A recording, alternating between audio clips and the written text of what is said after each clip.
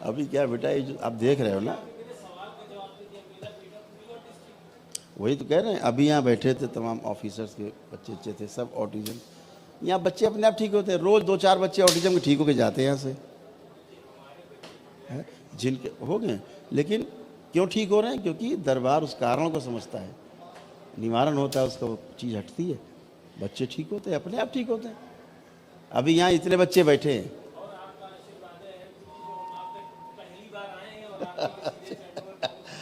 खुश है। अभी आप देख रहे थे भैया, यहाँ पे अब जितने बच्चे बैठे हैं, कोई मोबाइल नहीं चला सकता, किसी की हैसियत नहीं है। 2 साल से लेके 25-26 साल तक के बच्चे मोबाइल नहीं चला सकते, हैसियत नहीं किसी की। दरबार ने कर रखा है कि सब पढ़ाई लिखाई पे ध्यान दो, इनको मोबाइल दो, फेंक देंगे मोबाइल आपका। बच्चे कर लो टेस्ट, किसी से लो, कोई नहीं चला सकता मोबाइल। माँ बाप परेशान है मोबाइल वाली समस्या से, मोबाइल नहीं छोड़ता, रात भर मोबाइल, दिन भर मोबाइल। इतने इतने बच्चे मोबाइल के लिए रो रहे हैं। दरबार क्या कर देता है? मोबाइल है दिमाग से गायब। आप देख रहे थे, सिगरेट नहीं पी सकते वो, शराब मांस नहीं खा सकता कोई।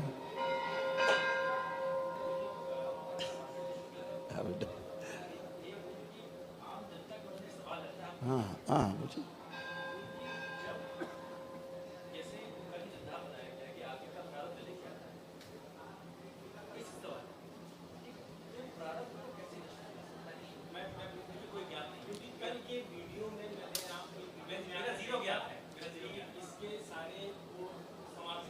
हाँ,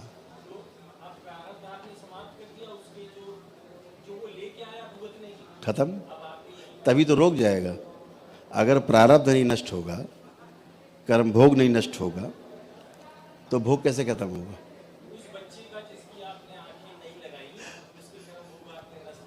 हाँ ठीक है ना।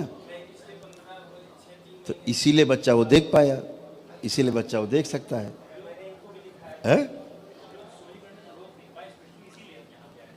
तो बिल्कुल, बहुत अच्छा स्वागत है आप सबका। देखो, समस्या क्या, ये कर्म भोग की है। जब तक आपके साथ आपके पूर्ण गुरु की छाया नहीं होगी, ये अधिकार भगवान को भी प्राप्त नहीं है कि आपके कर्म भोग काट सके। इस बात को ध्यान से समझना। भगवान को भी नहीं प्राप्त है, अवतार को भी प्राप्त नहीं कि किसी के कर्म भोग काट दे, क्योंकि अवतार खुद भोगने आता है, अपने कर्म को भोग भोगने के लिए आता है। ठीक है, तो काटने की शक्ति भगवान के पास नहीं है। भगवान क्या करता है? आपकी प्रार्थना पूजा से 2 काम करता है। या तो आपको वहाँ पहुँचा देगा जहाँ आपके भोग कट सकते हैं, एक, या फिर आपके इस धरती पर अगर ऐसा कोई दरबार या व्यक्ति मौजूद नहीं है जो आपके कर्म भोग नष्ट कर सकता होगा, तो भगवान इतना काम करेगा, ईश्वर, कि आपकी सहने की क्षमता बढ़ा देगा, ताकि आप उस भोग को भोग सके आराम से, पता न लगे ज़्यादा, है ना। 2 ही तरीके हैं। तो अगर अब कर्म भोग काटने के लिए गुरु बैठा हुआ है, पूर्ण गुरु हमारे गुरुदेव विराजमान है, पूर्ण है, तो ये अधिकार सिर्फ पूर्ण गुरु को प्राप्त है कि किसी के भी कर्म भोग को जला के राख कर सकता है ना। मौजूद है तो अभी तो आए हो आप। गुरु माने टीचर, सूचना देता है आपको। पूर्ण गुरु का मतलब वो जो अनुभव कराता है आपको। आया बात समझ नहीं आई? एक टीचर है, केवल किताब की पढ़ी बात आपको सुना रहा है, कथा सुना रहा है, राम कथा, कृष्ण कथा, राधा कृष्ण, फलाना कथा, उसी में लोग झूम रहे हैं, नाच रहे हैं, ऐसा किया वैसा किया, ये हुआ वो हुआ। ये कथा सुनाने वाले गुरु मान लीजिए आप उन्हें, मार्गदर्शक, टीचर मान लीजिए। लेकिन जो आपको अनुभव कराता है, जिंदा रहने की जो गुण है, जो सिखाए वो गुरु, और जो जीना सिखाए वो पूर्ण गुरु। तो अभी जीना नहीं सीख पा रहा आदमी। न सीख पाने के कारण जीना क्या हो रहा है? भाई भाई को नहीं समझ पा रहा, माता पिता बच्चों को, बच्चे माता पिता को नहीं समझ पा रहे, पति पत्नी को आपस में नहीं समझ पा रहे हैं। सब जगह क्लेश। यहाँ पति पत्नी लड़ते हुए, झगड़ते हुए, थप्पड़ घूंसा करते हुए आते हैं। यहाँ मारते घंटा आप मेरे सामने खड़े थप्पड़ मार देते हैं पति पत्नी, और जब यहाँ से जाते हैं ना तो दोनों ऐसे हाथ पकड़ के जाते हैं जैसे आज ही शादी हुई है। क्यों? कि जो कारण है वो दिख नहीं रहा है किसी को। अब काउंसलिंग हो रही बैठ के शहर में, सारे ऑफिसर्स परेशान है, पति पत्नी झगड़ा कैसे निपटे, अरे ना। अब लोग लगे पड़े, यहाँ वो काम हम 10 मिनट में कर देते हैं। दोनों हाथ मिला के अभी गए, अभी दोनों पति पत्नी के अभी बात करने को तैयार नहीं थे, अभी दोनों हाथ पकड़ के गए, अभी 1 घंटा नहीं हुआ। तो ये समस्या जो है आप करते नहीं, समझाते। किसको समझा रहे हैं आप? जिसको समझा रहे हैं वो तो पैर के अंगूठे में बंधा बैठा है, सुन रहा है, कर कुछ कर सकता नहीं है, और जिसको समझा रहे वही हरकत कर रहा है।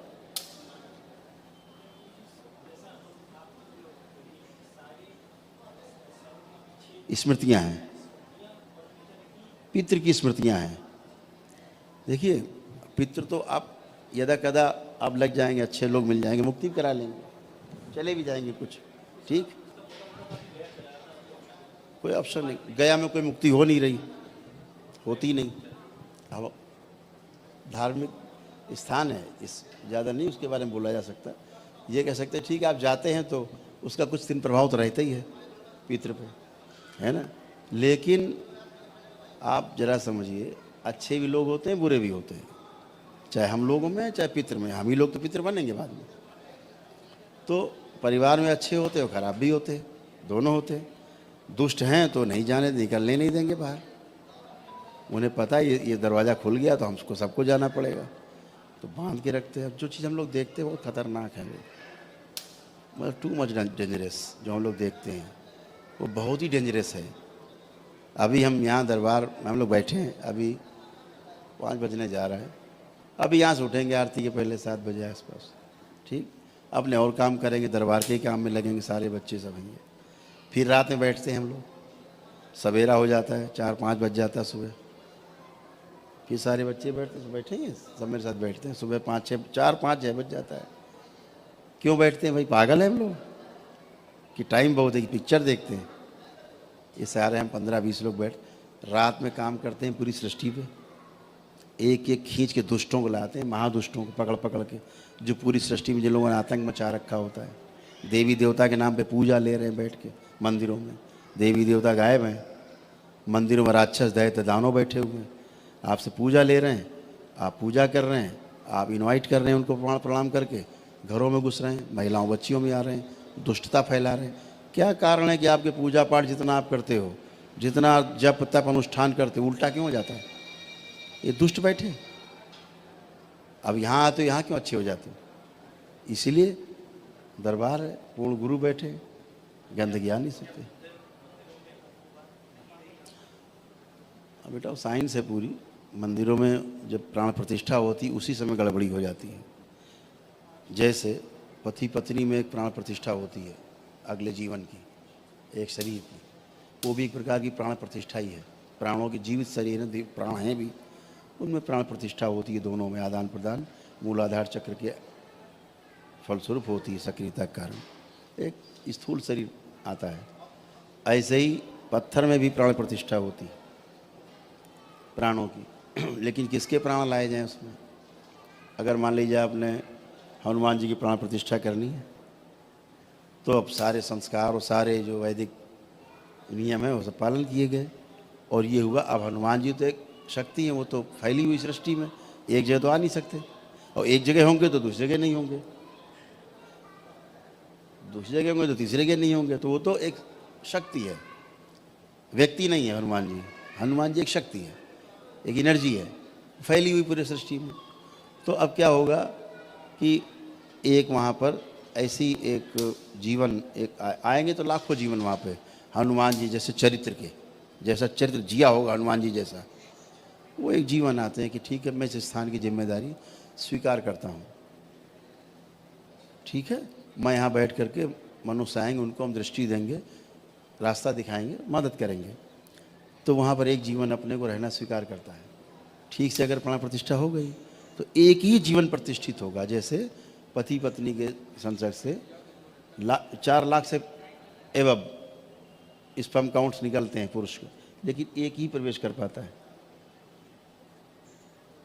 गर्भाशय में, एक, बाकी सब नष्ट, माने वापसी, जहाँ से आए वापस। ठीक ऐसे ही प्राण प्रतिष्ठा में होता है, आते लाखों लोग हैं, प्रतिष्ठित एक हो पाता है जो ताकतवर होता है। ठीक है, ये भी आपने खूब पढ़ा होगा, खूब जम के, कि देवी देवताओं और देवताओं के और दैत्यों के युद्ध में कौन जीतता है? दैत्य जीतते हैं हर बार। देवता तो तब जीतते हैं जब ब्रह्मा विष्णु महेश खड़े होते हैं, अन्यथा तो एक युद्ध नहीं जहाँ जीत गए हों ये देवताओं से। देवता है बताइए कहीं? भागते हैं। ठीक, क्या चाहिए? अयासी, राजसी, यही सब चलता है उनके मन में। जाओ उनको पूजोगे तो वही मिलेगा आपको। आलस, क्या बोले इसके लिए, क्या बोले? ठीक है ना। अब बहुत कथा अंदर की खराब है जो हम आपको बता नहीं सकते यहाँ, इसीलिए पकड़ पकड़ पिटाई करते हैं अच्छे ला के।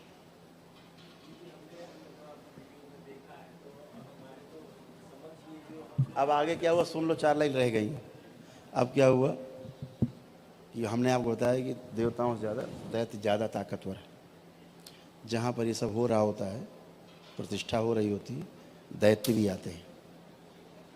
आप जब भागवत कथा होती है तो देव पुरुष भी आते हैं और दैत्य भी आते हैं। दोनों, एक काला झंडा लगता है, देखा होगा, और एक लाल झंडा लगाया जाता है, छोटा सा लगाते हैं ना, दैत्यों के लिए, असुरों के लिए, और एक देवताओं के लिए। क्योंकि दोनों हैं तो कश्यप की संतान है, दोनों ही आए। अब यहाँ पे दैत्य ताकतवर आ गया तो उसने 4 लात मारी एक को, जिसका वहाँ पे प्राण प्रतिष्ठा होने जा रही, और खुद बैठ गया दैत्य। अब आपको तो दिख नहीं रहा है किसकी प्रतिष्ठा हो गई, अब दैत्य की प्रतिष्ठा हो गई, बन गया मूर्ति से। अब करो दैत्य की पूजा, मूर्ति हनुमान जी की, करो पूजा दैत्य की।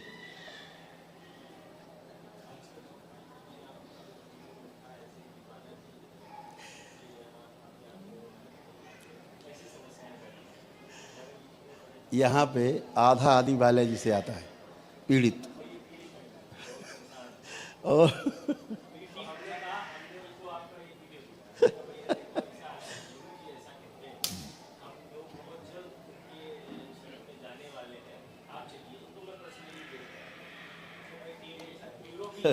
ठीक है, अच्छा, बहुत बढ़िया।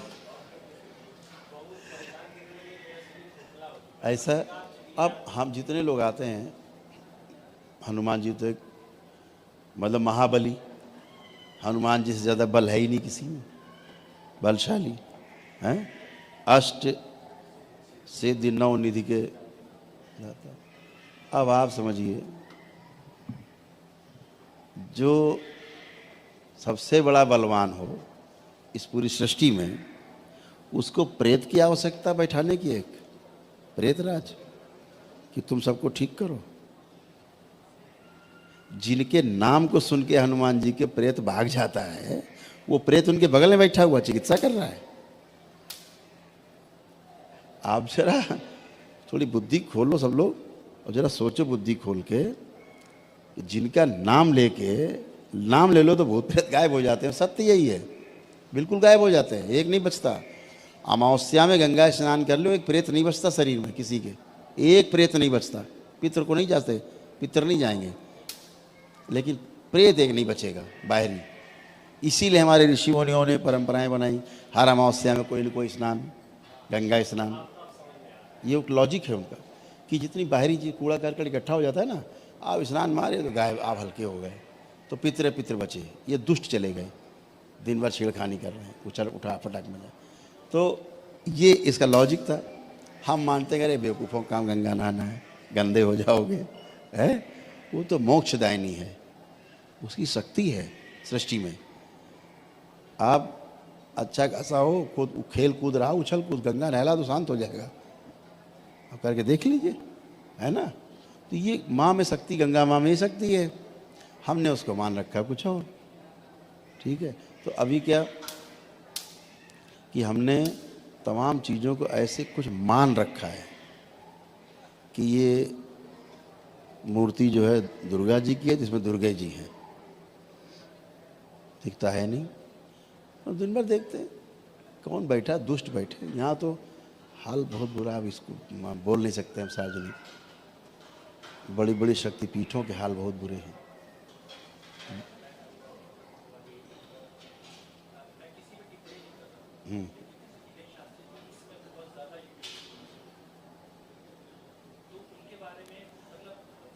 देखो बच्चा है, ठीक है, अच्छा है, करे, सब लोग कर रहे हैं, लेकिन क्या है, मैं फिर आपसे कह रहा हूँ, यहाँ दरबार में क्या होता है पता है आपको? यहाँ एक एक आदमी का रजिस्ट्रेशन होता है। जब आप यहाँ आएंगे चिकित्सा के लिए तो पहले बाहर आपका रजिस्ट्रेशन होगा, RFID आपका कार्ड बनेगा, जो भी पैसा देंगे नंबर 1 में वहाँ जमा होगा, उसका दरबार टैक्स पे करता है नंबर 1 में, समझ रहे हैं? इनकम टैक्स पे करता है, GST देते हैं एक एक चीज़ की। अगर यहाँ एक जनेऊ भी लेते हैं आप ना, उसका भी टैक्स दरबार देता है। कमर में धागा बांधते हैं ना, उस तक का टैक्स दरबार देता है, समझ रहे हैं?